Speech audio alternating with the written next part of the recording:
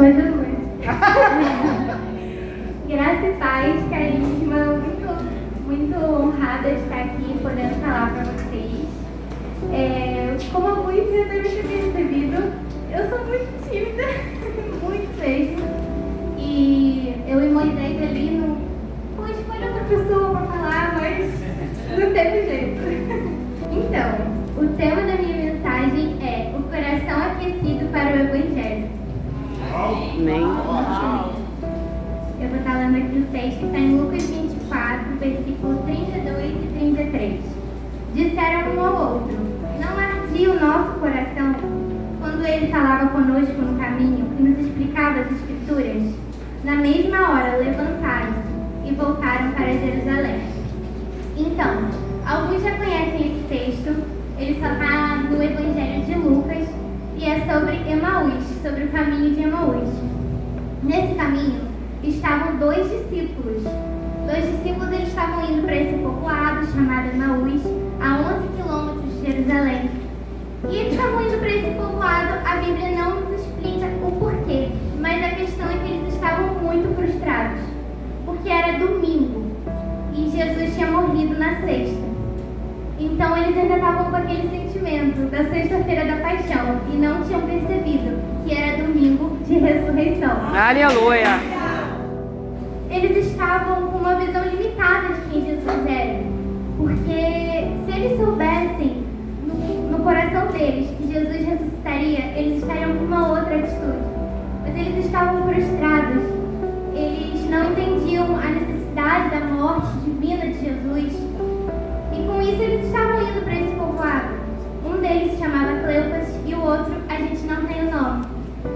Mas enquanto eles estavam caminhando para esse lugar, eles são surpreendidos por uma voz. E essa voz começa a falar com eles e eles percebem que é um homem. E esse homem é Jesus. Só que eles não enxergam, eles não conseguem enxergar. Havia uma cegueira espiritual tão grande, coberta pela frustração, que eles não conseguiam ver que era o próprio Cristo, ressuscitado, glorificado, caminhando com eles. Eles estavam com uma falta de identidade, uma falta da ciência, da identidade de Jesus. E com isso, eles estavam com seus olhos tapados, mas o coração deles já estava ardendo. Amém. Porque não era qualquer voz que falava, era a voz de Jesus. Com isso, a gente pode se questionar: é possível caminhar lado a lado com Jesus e mesmo assim não reconhecer que é a voz dele falando com a gente? É, Senhor. É possível a gente estar caminhando, ouvindo, nosso coração ardendo e mesmo assim a gente não reconhecer que é o próprio Jesus? É possível a gente ficar com essa visão limitada? E aí, Jesus, na sua infinita bondade, começou a explicar para eles o que se passava, começou a explicar as profecias messiânicas do Antigo Testamento, por que tudo aconteceu como tinha que acontecer, por que o plano de Deus estava se cumprindo exatamente como foi profetizado. Mas eles ainda assim não estavam enxergando. Mas o papo com Jesus estava tão bom, e realmente é sempre muito bom o papo com Jesus. Estava tão bom que quando eles se aproximaram de Emaús, eles pediram para Jesus se hospedar no mesmo lugar que eles. E isso ensina um princípio para a gente, que a sede por mais de Deus é o primeiro passo para reconhecer quem Ele é. Amém. Não sabiam quem era, mas eles sabiam que aquele homem tinha algo diferente.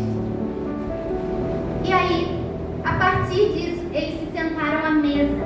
Isso nos leva a outro ponto. A mesa, partir do pão, é essencial para reconhecer Jesus na nossa vida. Amém.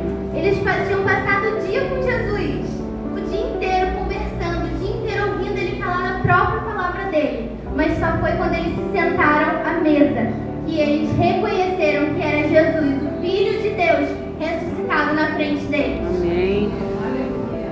Isso nos ensina que não basta caminhar, a gente precisa sentar e ouvir o que Jesus tem para falar com a gente. Aleluia.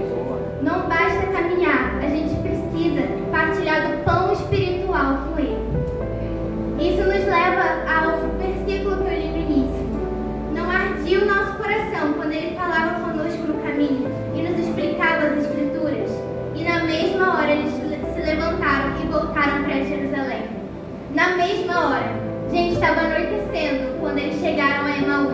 Jesus foi para essa hospedagem com eles.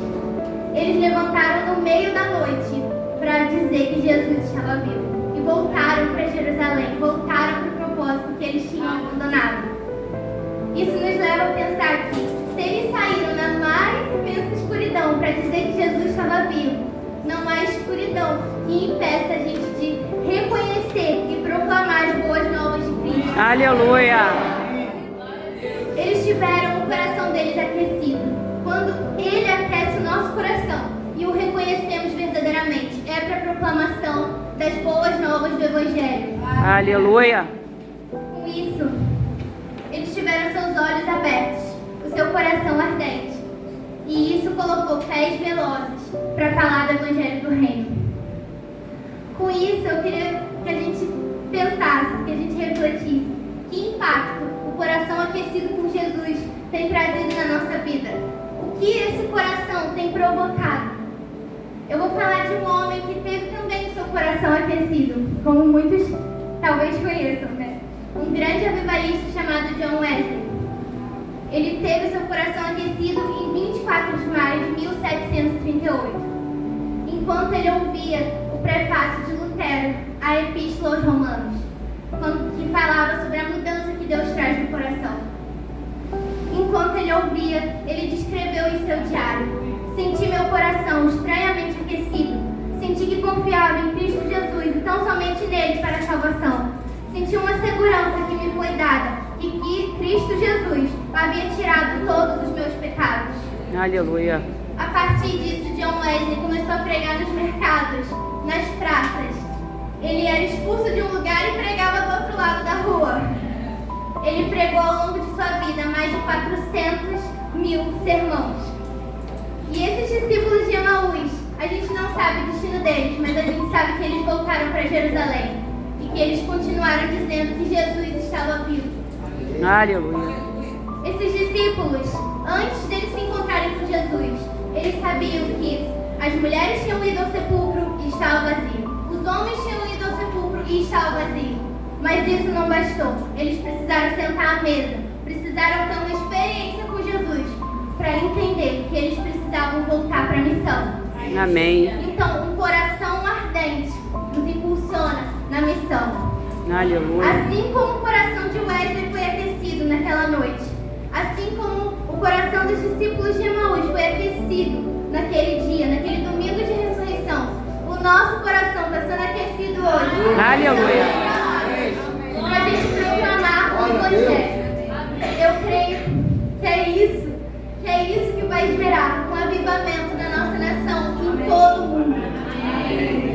Wesley levou um avivamento para a Inglaterra, para toda a Inglaterra, que reverbera até hoje. E tantos outros tiveram seu coração aquecido, que reverberam